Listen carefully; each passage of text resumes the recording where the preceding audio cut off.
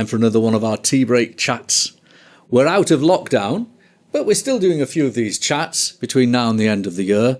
And in the new year, our tea break chats will take a new format, which I'll tell you about on our LinkedIn channels later. There's my mug today. It's got Truckman written on. Truckman's a great client of Recognition. They sell hard tops for the back of pickup trucks, and they like mugs in Truckman. Now, today I want to talk about a story which, as Charles Dickens once said, was the best of times, the worst of times. The worst of times, insomuch as the story starts in the month the lockdown started, earlier in 2020. But the best of times involves four great people in Darlington who worked in a solicitor's practice and decided to buy it. Joining me on the line is Liz Armstrong, who's the Managing Director of Latimer Hinks Solicitors. Hello, Liz. Morning, Graham. What mug have you got? Mine says joy on it. Perfect. Yeah, feeling quite joyful, I suppose. That's what we need to see. Well, I suppose the story, as I illustrated it, is a bit odd, isn't it? That you have a group of people in your legal practice who are yourself, Natalie Palmer, Martin Williamson and Adam Wood, who work with the existing owners of the practice and buy the practice off them, and that being Latimer Hinks Solicitors, a very, very well-established law firm, established in 1892, 128 years ago. And you're, I suppose, all very excited about this new stage in your professional life. Your mug with joy comes out, and then lockdown happens. What about that? Yeah, I know no one could have predicted it, Graham, and I think during the last year we've had our fair share of challenges, but everyone has. It's something that I think that no matter how much business planning you do, you can never really sort of cater for something like this happening. But we sort of now in December and looking back to see how far we've come, it's been, quite an achievement, I think. And we're feeling all pretty positive about it, even though the circumstances have been quite grim for some of the year for everyone. So you take over the business and you, I imagine, have high hopes. You've funded the buyout of the previous partners, and your aim was to presumably just keep on trucking with this law firm. What challenges were you hit with first? Well, I think in the early days of it, we were really looking at sort of the IT provision. I mean, as a firm, we've always had the provision for fee earners and solicitors and, other staff who have the face-to-face contact with the clients to work from home. But we tended to just do that sort of every so often. We weren't doing it as a regular thing. So one of the things that we realised that we'd had in our kind of business plan going forward was to make sure that the IT provision was right. So what we ended up having to do was roll forward with a lot of those plans. And luckily we got in touch with Lee from Quago and IT, and he has sorted us out and been brilliant.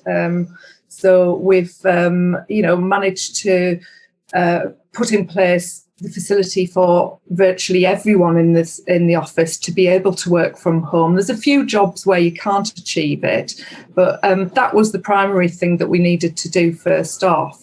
And I think that, a lot of firms and solicitors firms, accountants firms and everything have had to do that. What I do think is that is really going to pave the way for a different way of working in future. And there are elements of it that we're going to definitely keep and go forward with. That makes sense. And then when we started to really feel the lockdown and the COVID pandemic was at its height in the beginning of the year, you're then owning this new business. Everyone's having to work from home as per the rules, etc. And you were one of the practices in Darlington area that started to receive a lot of enquiries about making wills, because you are a family firm. And I think, if I remember rightly, you established a sort of almost drive-through will service, a quite innovative way of approaching it. Yes, I mean, one of the big challenges was obviously to be able to see clients face to face. And whilst we have held some meetings face to face, we've tried to minimise them, obviously, for the safety of the staff and also for the safety of a lot of our clients who perhaps some of them are vulnerable, etc. So we did bring in this idea of being able to witness wills safely. So you've got to be able to see the signatures, so you have your witnesses and the person signing all sort of present together. That did present a few challenges, so we came up with an idea of having a sort of drive-through document signing service, which actually worked quite well, because where we are in Priestgate, the road the road outside enabled it was possible for us to have clients pull up. Yes, it's one way, of course. That helps, doesn't it? Yes, and of course in lockdown it was really quiet. You didn't get the buses thundering past and everything. So we could actually see the clients. We'd explained what the documents meant and given them the advice either via Zoom or telephone beforehand. And then when it came to physically signing, we could just complete the signature formalities like that. So it was, in the first stages, it was quite interesting because we were sort of feeding documents through car windows and what have you. It worked, and actually it got a bit of attention from us doing that. Excellent.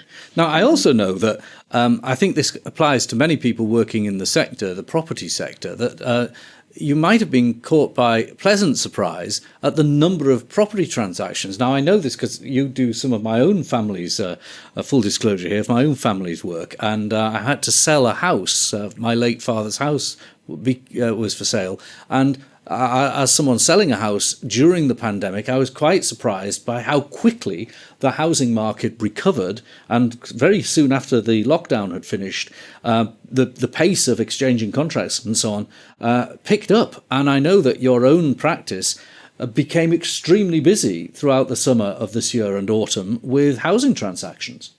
Yes, it has been. I mean, the demand was unprecedented, really, as a result, I think, of the Chancellor saying that the stamp duty land tax holiday would last until next spring. We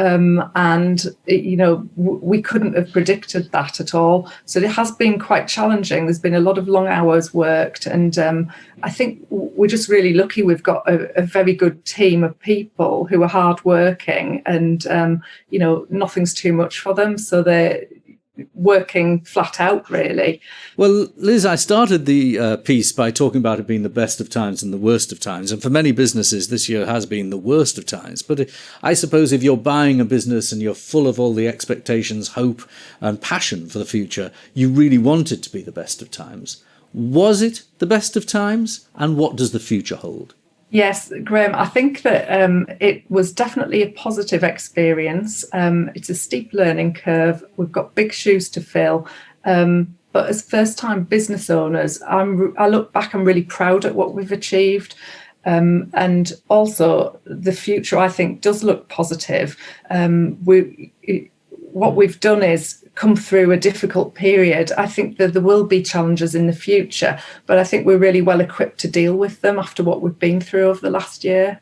Well, Liz, I wish you all the best for the future, because we need enterprising and dynamic people still investing. And this year you chose to invest. And to be that enterprising and to be a lawyer, people don't always realise lawyers have to be enterprising as well, is really good news. Thank you very much for taking part in today's Tea Break Chat.